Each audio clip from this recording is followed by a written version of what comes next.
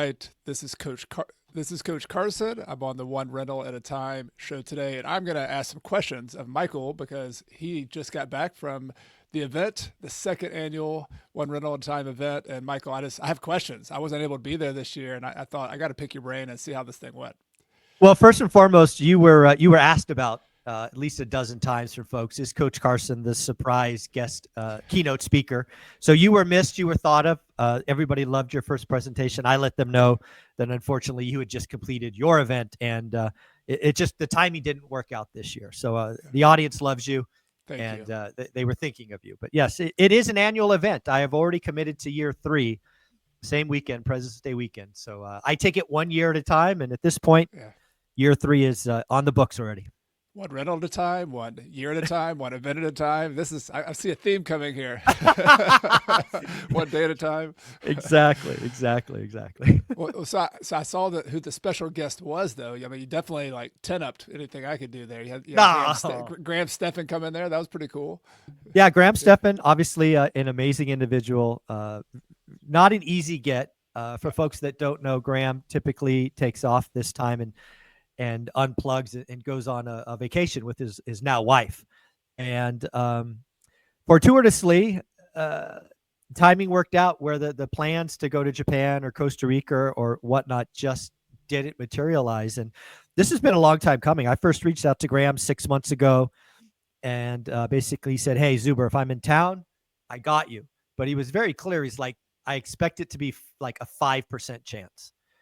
So I did what I always do is I put it on the calendar and I checked in once a month, and it stayed at 5% until probably a month ago, where he goes, we it's not certain yet, but I'll give you a 20% chance. He was always upfront. He's such a great guy.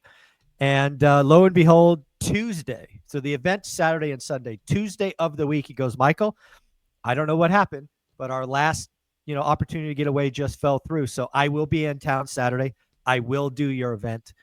And yeah, it came together, and he was so gracious. He brought a buddy of his YouTube ninja Alex with him, and the audience loved him. The audience was surprised, and he was so gracious. He took every question. He signed an autograph or two that I saw, and you'll never hear me say something bad about Graham Stephan. He's Yeah, just a quality dude. 100%. I agree. What were some of the questions that you remember that he got that were interesting? Well, I think there was a couple of things that were interesting. First and foremost, I thought a couple of things, one from Alex, one from Graham, that I don't think people realize, right? Graham Stephan, I think he's got 4 million subs on his individual channel, over 1 million on the Iced Coffee Hour. And a lot of people in like 25% of my audience have either started or plan to start a YouTube channel. And obviously they look at Graham like up here. So Graham took special care to document the time commitment for one of his videos, and this was all on the main channel. So again, if you know Graham's main channel, they're about 10 to 20 minutes, right? That's kind of the duration of a video. But he went through the whole thing, and it a short video for him is an 8 to 10 hour commitment. Most of them are 14 to 16 hours. So I think that was very eye-opening for folks, because again, a lot of people see what I do, 0 editing, and then they have the other side of 16 hours for a single video. And then his partner in crime, who's the YouTube ninja, Alex Nava, he came in and told some personal stories about Graham, which was always fun, like behind the scenes stuff. So the one that stuck out to me is a second of video is apparently 24 frames. Now, I'm repeating what I was told. I don't know if that's true, but that's what Alex said. I have no idea. Sounds good. Sounds like I know what I'm talking about. But apparently Graham is so detail oriented that he can spot a single frame that is out of whack. So that's 1/24th of a second. He just has an eye for that level of detail. Yep. And that's why he's so good. And again, I was lucky enough to interview him one time a couple of years ago now. And whatever he does, he just goes in that hard. And it's like his thing. And YouTube is that for him. And then the other thing that Alex gave the audience, kind of a, you're not going to be Graham Stephan, but hey, if I were you, I would focus on the first minute, right? If you're gonna go the editing route, focus on the first minute and then get it out there. So yeah, there were so many takeaways, but those are the ones that really come to mind. Yeah, super valuable. It's kind of funny. This is a little bit of a rabbit hole, but as I focus so much on YouTube, that whole 1 minute thing, like you focus on the packaging, the thumbnail, the title. You focus on the first 15 seconds. That it seems very specific to YouTube, but like as I've translated that, like when I go to speak somewhere else, I'm very aware of like the very first thing I say and the very last thing I say. So critical. Like when I'm having a conversation with somebody, like it's just all about attention. It's about human beings. So like it's kind of cool when you study a craft. Like I always appreciated Graham, his attention to detail is his craft. You as well. Like I think this is it's really cool to study that as a YouTuber. But that it really is it applies to a lot of stuff. I mean, this is a communication skill that you can use when you're real estate investing, negotiation. You know, when you're doing your marketing, when you're a lot of people I coach do direct mail. Like that direct mail, when somebody opens it and looks at it, like think about YouTube, first 5 seconds, hook. Like if you don't grab them right now, you're done. And then have a call to action. So I don't know, just no, I love that, but I want to be clear. I do not consider myself on any scale of Graham Stephan. So to put us in that same sentence is very nice of you. But let's not get it twisted. We're not the same, and that's okay. It's okay. I know I do what I do. He does what he does, and yeah, he's just awesome. I did a consult. I don't know if I told you this with Graham a while back, or earlier this year. It's like, $1,000 for 45 minutes or something like that. I'm like, all right, I'm just going to do this. Let's see what he has to say. And it was good feedback. I really enjoyed it. But one of the things that stood out to me is like what you were saying about different levels of YouTubers. Like you have to, like his feedback to me was specifically about my interviews. He said, you're getting good traction on your interviews, but I bet you could get like 10x what you're doing if you decided to do some of these in person. I'm like, okay, I'll write that down. I'll take that note. And my comment was, that might be true, but here's my whole philosophy of like real estate, YouTube, whatever, is like my life comes first. My how I live my life comes first, and then the business has to like fit in including my podcast format has to fit in around that life. And I was like, that's just a non-starter for me. Like I'm not going to do it. I agree 100%. Interesting because again, I get it all the time as well, and it's funny. I did a video. So you remember you were at the event last year and we had that podcast room. Yep. So I actually got interviewed this time. There was a gap in my schedule during lunch where I had nothing to do, so I was interviewed. And basically, that whole conversation is why I don't chase money, which is really the same answer, right? If you could 10x your podcast by going in person, but it impacts the rest of your life, it's a non-starter. So I was very clear in that interview that, I am not the same as a lot of the people in this game that are chasing the money. I'm chasing impact. And if you chase impact, you just make different decisions. Can we dig into that? What does chasing impact mean to you? Because I resonate with that. That sounds similar.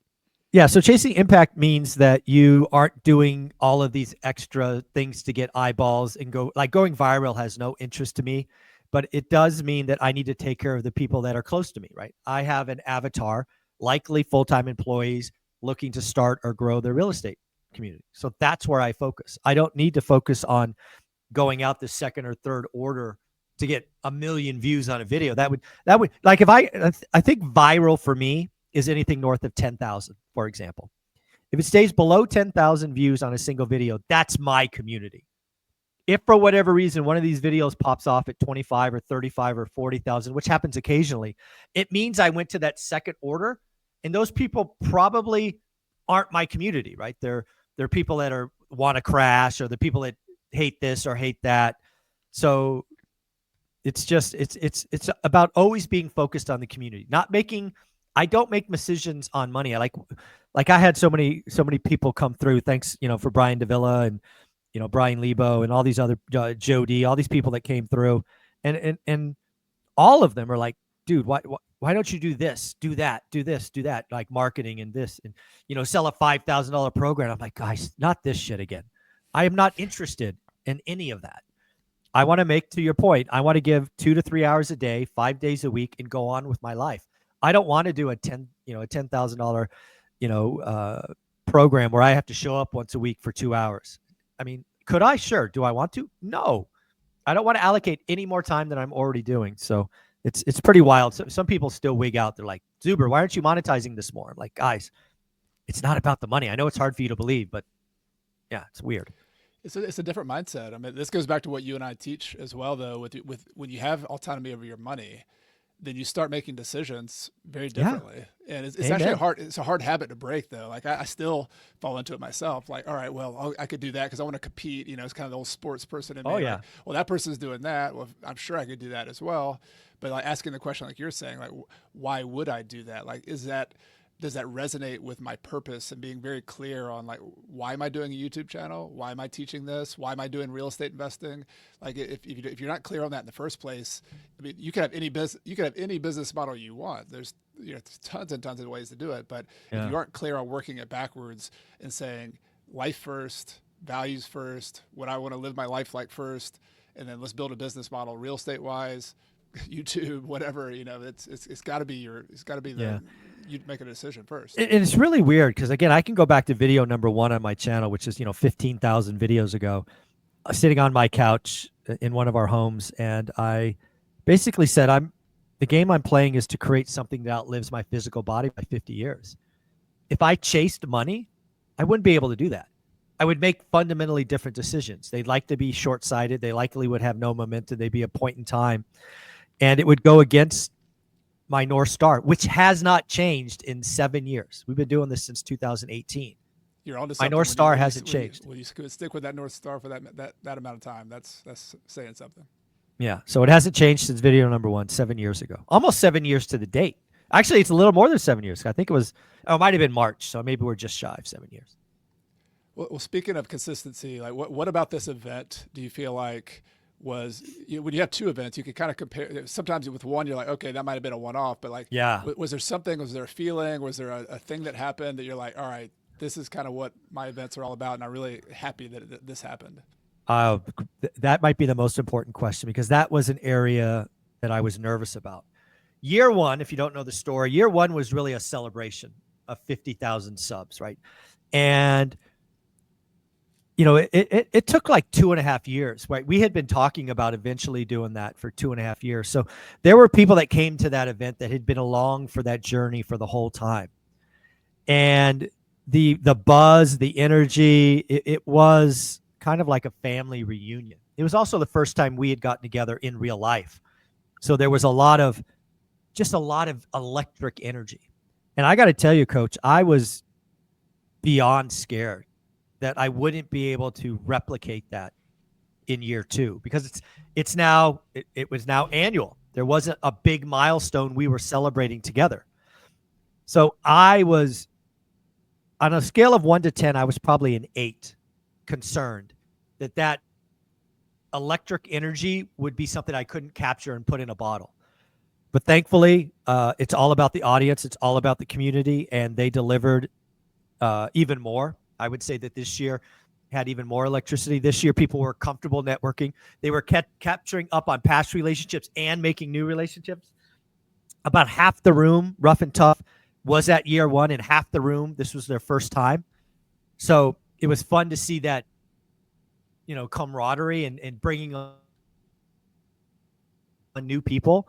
But yeah, that I was nervous about that. And one of the changes I remember you saying you were planning to make was having more deliberate networking time kind of built in. Like, hey, because last year, there's kind of 2 tiers, and was that pay off? Did that work? Oh, no question. The fact that I did pay for lunch for everyone allowed the general admission, which was the predominant amount of tickets, to get the same love and attention that the VIPs got. So I treated everybody the same on the food level. And yeah, it absolutely worked. And I will never do it any other way because last year, general admission, they were fed, but they had to line up. So, people lost that time. This time they had the same experience as the VIPs. The food was brought to them. It was actually the same food. So I didn't even differentiate. I think it was tacos on the first day for lunch and hot dogs and hamburgers on the second day. I don't remember what dinner was because I was busy, but yeah, I will never do it any different. I will feed everyone. It's just the right thing to do if you care about the community. It's just, and that's not cheap, right? Let me just think real fast. I think it's almost $150 just for food per person, right? 2 lunches, dinner. I did soda and water this time, soda, water, and coffee. I paid for everyone. And yeah, I think it's about $155 a person just goes to food. Yep. Love Yeah, it. pretty crazy. Were there any surprises, things that you were not expecting, and now you're kind of reflecting on the weekend? You're like, all right, I didn't see that one coming. I think there was a lot. One of the gambles I took this year is I brought in two speakers that were non-real estate oriented. One of the opportunities I identified last year was, how do we keep this electric energy longer, right? Because in-person events, everybody's excited, everybody's jazzed. Then you head to the airport and then life comes in. Life takes over. So I thought it was important to find a speaker, in this case, a pastor and a counselor, to come in and talk about mental health, how to identify issues, how to help address some, give you permission to seek help, but basically how you could carry the goodness longer. That was a risk because it was not real estate oriented, but Fred came through and crushed it. It was the most memorable portion for a lot of people, which is kind of odd, right? A real estate event, but now we're talking about protecting your mind. So that was a gamble, but boy, did that pay off. And then second, I was like, okay, if I'm going to take care of the mind, why don't we bring on my personal doctor who's taking me on the health journey for 2026 and just educate people on biohacking, right? What are things they could do that doesn't cost any money? Yes, I'm spending thousands of dollars on this journey, but you don't have to. So Dr. Jeff was he was swarmed. Like every speaker was swarmed, but I actually had to take Dr. Jeff outside. I'm like, this is way too loud. Go outside. There was like 30 people just surrounding him. So again, a gamble, because again, it was very personal, right? Here's my doctor. Here's my journey. But he delivered education. He was very giving. And both those gambles paid off. I love that. Yeah, the mind, the body, to go along with because a lot of us, they get your content all the time. They're going to hear the real estate stuff, and you do want more of that. You do more, but if you're going to go in person, if you can mix in a little bit of a surprise content, particularly, I think, I could see how everybody was surround the doctor and want to get, hey, what about Michael? What about this situation? What about that? Yeah. They did. They were asking him all kinds of questions about stuff I don't know, but he knocked him out of the park. It's like, I've never even heard of that word, but he's like, bam, bam, bam, bam. He's at the top of the tier for his profession. And Jeff, if you see this, thanks, buddy. We'll talk soon. And I guess the last thing, I did have a surprise speaker on day 2. It was the most memorable interview I had done in a year. And it was with Sarah Garrett. And Sarah Garrett was supposed to be a statistic. She had 3 pregnancies, unfortunately lost one. She had 2 kids before she graduated high school. If you look at the trends, that's supposed to be a statistic. However, she didn't let that hold her back. In fact, it was a force for her to join the military, get multiple degrees in the military, and, oh, by the way, use the military to build her financial freedom, right? So something she did, and I made sure everybody heard this after her speech. If you know any teenagers going to the military, it is your responsibility to tell them about the VA loan, because half the audience doesn't know that if you are serving, you could buy a home at every duty station. And in Sarah's case, she was transferred every 30 months. So she picked up 5, 6, 7 houses, but she bought them right. She bought them because she knew she wanted to make them a rental after she was done. And, she's financially free. She happens to be going down the Dave Ramsey path, which is her choice. She's going to be paying these off very quickly.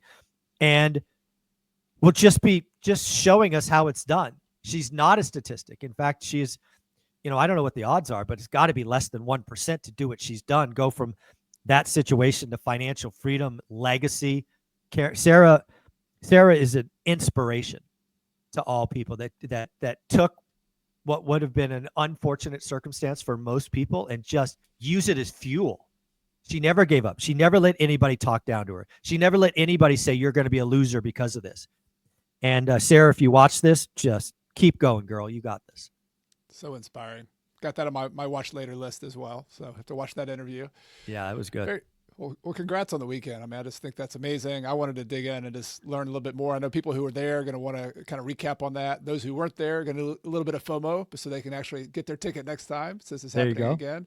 And, well, I'm going to ask you right now. I got to put you on the spot. Are you coming back for year 3? Can we put you down? You're better than 20%. Graham will only give you 5%. I'll give you 20% just to start without even looking at the calendar. All right. All right. Well, we will follow up with you at least once a month and put it out there. Sounds good. Well, Coach, if somebody wanted to follow you, reach out. What are they doing? Check me out at Coach Carson. If you on YouTube, I have a new episode, new video every week. In fact, I have one this week on the one I worked a lot on called the Blueprint to Financial Freedom with Real Estate. Ooh, So if you want I kind of like my it. overall philosophy on how you can use small and mighty investing to get financial freedom, check that out. And then if you're more in the written style, I have a newsletter at coachcarson.com/newsletter. Check me out there, and I would love to hear from you. Great job, man. Thanks again. Take care. Thanks, Michael.